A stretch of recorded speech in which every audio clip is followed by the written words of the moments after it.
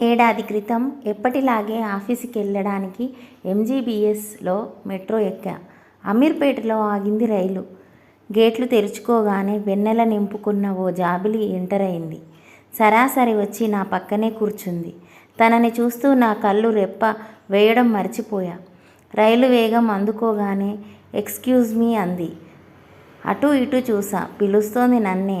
ఏంటండి అంటూ తన కళ్ళలోకి చూసా. అమృతం తాగినట్టుగా ఉన్న ఆ కళ్ళు నా మనసుకి మైకం తెప్పించాయి. నేను నా ఊహాలోకంలో ఉండగానే చేతిలో ఓ లెటర్ పెట్టింది. ఈ అడ్రస్ ఎక్కడో మీకు తెలుసా? ఆ మాటలతో మత్తు వదిలించుకొని లెటర్లోకి తొంగి చూసా. ఈసారి నా కళ్ళు మరింత మెరిశాయి. తను మా ఆఫీసులోనే కొత్తగా చేరుతోంది. అలా ఆఫీసు బయటే మొదలైన మా పరిచయం కొద్ది రోజుల్లోనే పరుగులు పెట్టింది. రాగానే మా చూపులు కరాచలనం చేసుకునేవి, నవ్వులు పలకరించుకునేవి. మేము ఊరుకుంటామా? క్యాంటీన్లో మాటలు, వారాంతాల్లో సినిమాలు, శాలరీ వచ్చిన రోజున షాపింగు, కలుసుకునే ఏ అవకాశం వదులుకునే వాళ్ళం కాదు. తను పక్కనుంటే గంటలు క్షణాల్లా కరిగిపోయేవి. అప్పటికే తనకి నా మనసులో ఫ్రెండ్, గర్ల్ ఫ్రెండ్ దాటేసి అర్ధాంగి స్థానం ఇచ్చేశా. మరి తను నా గురించి ఏమనుకుంటుందో? ఈ ఊహ రాగానే నాలో ఎక్కడో టెన్షన్నో చెబుతుందేమో అని చాలా భయపడ్డా. ఆలస్యం చేయకుండా నా మనసులో మాట చెప్పి తన మనసులో ఉన్నదేంటో కనుక్కోవాలనుకున్నా. అందుకు తన పుట్టినరోజే సరైనదనుకున్నా. ఐ లవ్ యూ డార్లింగ్ అని రాసి ఓ పెద్ద కేకు తన చేతిలో పెట్టా. బాక్స్ తెరవగానే భద్రకాళిలా మారింది.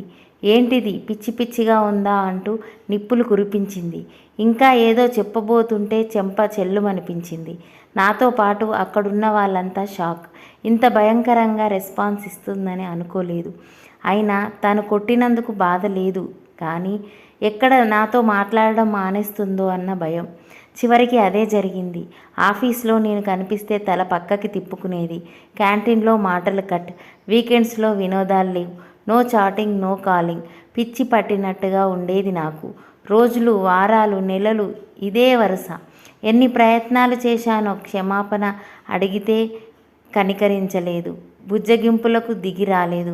చివరికి ఆశలు వదిలేసుకుంటున్న దశలో కనికరించింది. ఓ రోజు స్వయంగా నా దగ్గరికి వచ్చింది. నిన్నెప్పుడూ ప్రేమికుడి దృష్టితో చూడలేదు. మంచి ఫ్రెండ్గానే భావించా. అలాగే ఉందాం అంది. వెళ్తుండగా అడిగితే చిన్న హగ్ కూడా ఇచ్చింది. అది చాలదా నా ఆశలు మళ్ళీ చిగురించడానికి? స్నేహితులు ప్రేమికులు కారాదనే నియమం ఎక్కడైనా ఉందా? తనెందుకలా సినిమా డైలాగులు చెబుతోంది? ఇప్పటికీ నాకు అర్థం కాని విషయాలవి. ఏదేమైనా కొన్ని నెలల తర్వాత తను నా చెంతకొచ్చింది. మనం మనసులో గట్టిగా కోరుకుంటే ప్రపంచమంతా ఏకమై మనకి సాయంగా వస్తుందట ఎవరో మహానుభావుడు చెబితే విన్నా. మరి నేను తనని మనస్ఫూర్తిగా ప్రేమిస్తే ఎందుకు తిరిగి ప్రేమించదు? ఇప్పుడు అదే నమ్మకంతో ఎదురు చూస్తున్నా. అర్థం చేసుకుంటుందని ఆశిస్తున్నా. ఇలాంటి మరిన్ని రియల్ స్టోరీస్ వినాలనుకుంటే నా ఛానల్ని సబ్స్క్రైబ్ చేయండి, షేర్ చేయండి, లైక్ చేయండి. Thank you for watching.